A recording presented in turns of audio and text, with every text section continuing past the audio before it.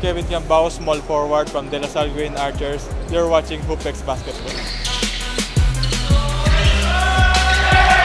Kevin Kiambao for three! Ayun, dami kami natutunan. Nakita namin yung pagkakamali namin early on. So, madami pa kami pwedeng improve. So, dadalhin namin to sa next game namin yung mga lesson na natutunan namin.